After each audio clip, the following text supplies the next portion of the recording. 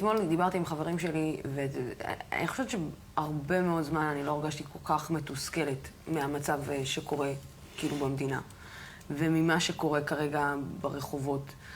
ואני מדברת עם חברים שלי, והם אמרו לי, לוסי, תקשיבי, אני לא מרגיש טוב, ואני חושב להזמין רופא הביתה. ואני כאילו לא מאמין שאני אומר לך את זה, אבל אחד הרופאים, כאילו, הרופאים לרוב שמגיעים הם רופאים ערבים, ואני מפחד שיגיע אליי רופא ערבי הביתה. אבל מה זה עושה אותי? זה הופך אותי לבן אדם גזען? זה הופך אותי לבן אדם לא מקבל את האחר? או שזה הופך אותי עם איזשהו פחד בסיסי וזה כל כך מצער אותי שזה הגיע למצב הזה. אבל צריך לזכור שאין לזה שום קשר לגזענות, כי בסוף, את יודעת, עלתה אותה שאלה בבתי ספר. ברור שאין לזה קשר לגזענות, פנינה. ברור שאני לא חושבת, אני לרגע לא חושבת שאנשים שאומרים לי את זה הם אנשים גזענים. אני לא מאמינה שזה הגיע למצב שאנשים מפחדים מהאחד מהשני. אני לא מאמינה שזה הגיע למצב שיהודי דוקר יהודי כי הוא חושב שהוא נראה לו ערבי. אני לא מאמינה שזה הגיע למצב שכן, שאנשים מפחדים מהערבים.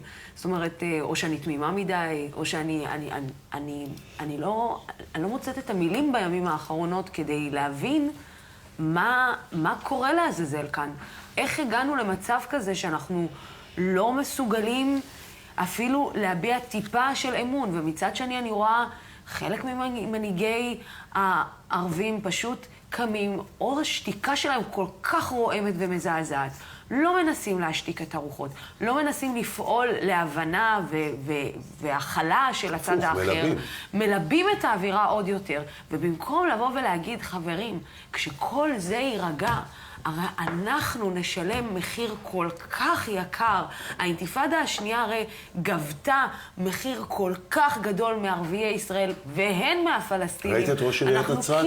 ראית את ראש עיריית נצרת? לא לומדים מהטעויות, ועדיין אני לא מבינה, גם אם, אתם יודעים מה? גם אם הסטטוס קוו לצורך העניין הופר, מה שבשטח הוא לא. וכרגע גורמים קיצוניים מלהיטים ומלבים את האווירה.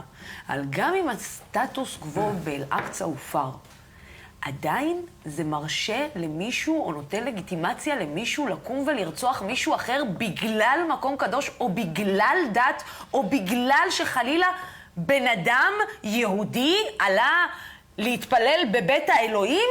אני כאילו לא מבינה את זה ולא מעכלת את זה. למה בגלל אלוהים, איזה אלוהים אנשים מדברים איתי עליו, שרוצה או מרשה שילדים יצאו וירצחו אנשים חפים מפשע?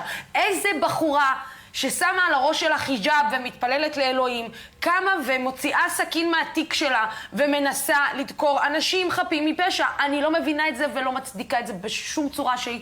אני לא מוכנה לקבל איזו דת מצדיקה את זה? אני לא מוכנה לקבל אפילו תירוצים של תסכול, אני לא מוכנה לקבל תירוצים של... אחד המשפטים היותר קשים שנאמרו, ואני לא זוכרת ספציפית מי אמר את זה, אבל שמעתי אותו כבר כמה פעמים, של אנשים בהנהגה הערבית הישראלית שאמרו, מותר לאנשים להתקומם ולהפגין, אנחנו לא נגיד להם איך. מה זאת אומרת? יש לכם אחריות. אתם עומדים בראש של ציבור מסוים. אם אתה לא תגיד, או את לא תגידי לאנשים איך להתקומם, אם אתם לא תבואו ותגידו, תעשו הפגנות, תפגינו, תרימו שלטים, אבל אל תרימו סכינים. חטא לעלי סלאם. באמת. חטא ראש עיריית נצרת. הגיע הזמן שמישהו יתחיל מבפנים להעביר ביקורת ולהגיד להם את האמת בפנים. כי מה שהם עושים, אנחנו מדברים על מנהיגות רופסת, בוז'י הרצוג דיבר על מנהיגות רופסת, שכרגע מנהלת את המדינה, יש מנהיגות רופסת שמנהלת את ההנהגה הערבית בישראל. לא, זה יותר גרוע. אף אחד לא מנהל את ההנהגה הערבית בישראל. הכי יפה ללכת בצעדות, ולעלות לאל-אקצא, ולצרוח, ולצעוק שאתה בכלל לא מאמין באלוהים, אתה אין לך בכלל דת, אבל העיקר שאתה אומר, זה שלנו. על איזה שלנו אתה מדבר? על איזה מקום שלנו אתה מדבר? זה בית האלוהים, שלך של מה? יש לך בעלות על זה? יש לך שטר טאבו? על מה אתה מדבר איתי? על מה אתם מדברים איתי? אתם מלהיטים אלפי צעירים לצאת לרחוב שאתם הורסים את העתיד שלהם בידיים שלכם.